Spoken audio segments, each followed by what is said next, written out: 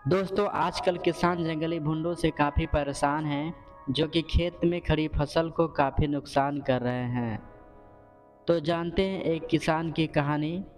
और इससे पहले आप इस चैनल पर नए हैं तो चैनल को सब्सक्राइब जरूर कर लें, ताकि आने वाली वीडियो की हर एक नोटिफिकेशन आप तक जरूर पहुंचे। जून का महीना था।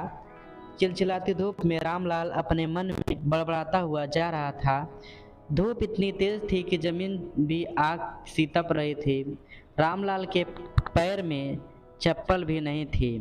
वो नंगे पैर लंबे लंबे पगों से आगे बढ़ता जा रहा था।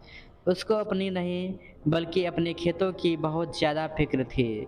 जंगली भुंडों के झुंड खेतों में आते थे और कुछ ही मिनटों में खेत को तहस नहस कर देते थे। रामलाल के खेत में इस साल बहुत ही अच्छी तरबूजे की फसल लगी थी, जिसे देखकर उसकी जान में जान आती थी। उसके पास पैसा नहीं था, लेकिन उसने गांव के ही एक जमींदार से पैसा उधार लिया हुआ था, जिस पर जमींदार का ब्याज बढ़ रहा था। रामलाल मन ही मन में सोच रहा था, इस बार तरबूजे बेचकर जमींदार का सारा कर्ज चुकाऊंगा और इसके बाद अपनी बीवी के लिए एक अच्छी सी साड़ी और अपने लिए एक कुर्ता खरीद लूंगा। बच्चों के पास भी कपड़े नहीं हैं, उन्हें भी कुछ न कुछ देना पड़ेगा। आगे सर्दी भी आने वाली है, जिसके लिए रजाई और कंबल भी लेना पड़ेगा। वह यही सब अपने मन में बड़बड़ाते हुए खेतों की तरफ जा रहा था। उसे अपने पैरों की फिक्र नहीं थी। आम आदमी तो ऐसी गर्मी में नंगे पैर नहीं चल पाता, लेकिन रामलाल अपने मन में सपने देखता हुआ अपने खेतों की ओर बढ़ता चला जा रहा था। खेत के पास पहुंचते ही रामलाल गदगद हो गया। खेत में बहुत अच्छी तरबूजों की फसल थी।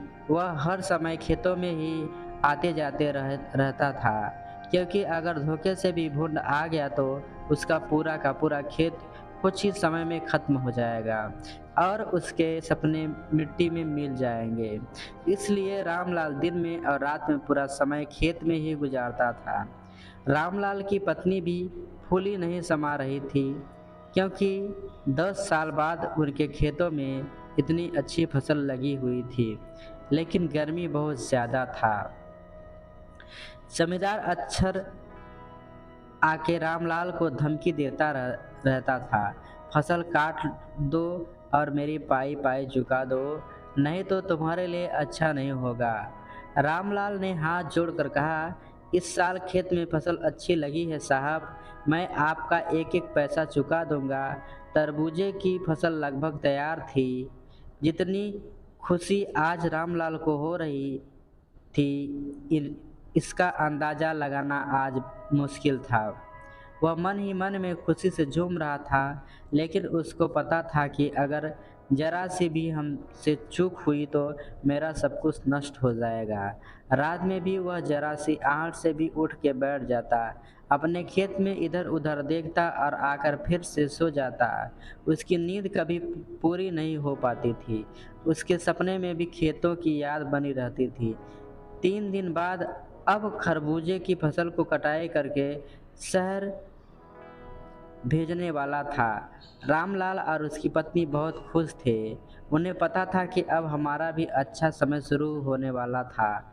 हम सब भी अच्छे कपड़े पहनेंगे, हमारे पास भी रजाई और गुदगुदे गद्दे होंगे, ताकि सर्दी में पूरी रात ठिठुर कर ना गुजारनी पड़े।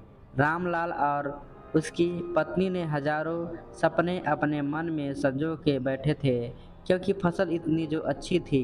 रामलाल की फसल देखकर पड़ोसियों को भी जलन हो रही थी। रामलाल ने अपने पूरे खून पसीना लगाकर फसल तैयार की थी। 4 बीघे की फसल गांव में किसी ने पहली बार की थी, और इतनी अच्छी फसल शायद आसपास के गांव में कई साल बाद रामलाल ने की थी। खेत में तरबूजे चमक रहे थे। इस साल तरबूजे की कीमत भी बहुत अच्छी थी, इसलिए रामलाल सोच रहा था कि उसका सारा कर्ज चुकता हो जाएगा और बहुत सारे रुपए भी बच जाएंगे।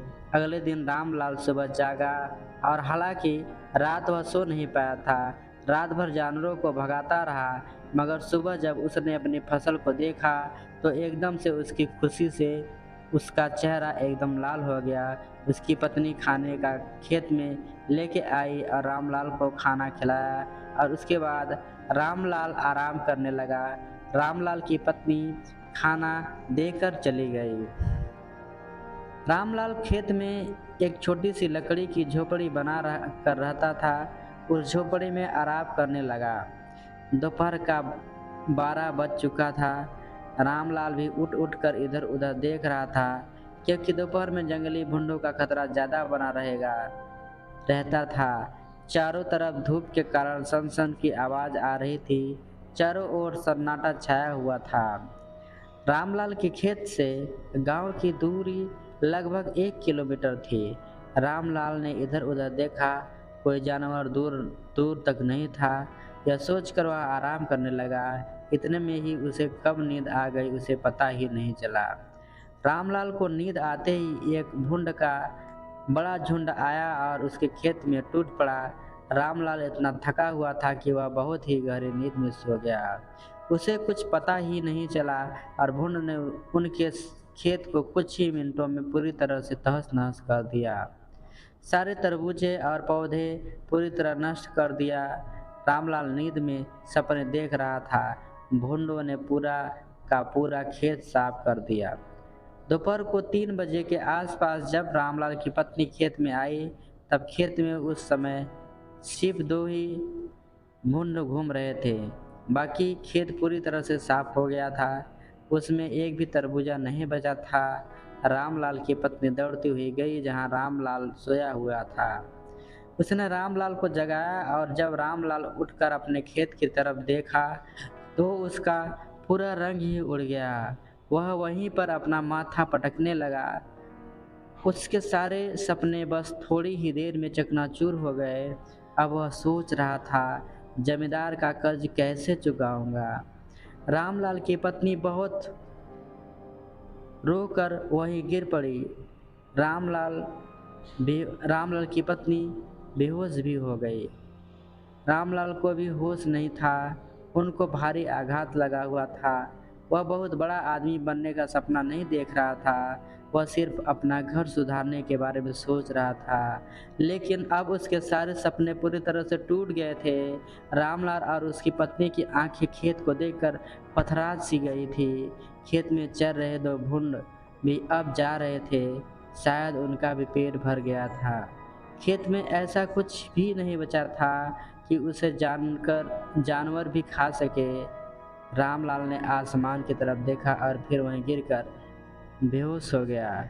और कहानी यहीं पे समाप्त होती है। दोस्तों, अगर कहानी आपको पसंद आई हो तो वीडियो को लाइक, शेयर एवं चैनल को सब्सक्राइब करना न भूलें।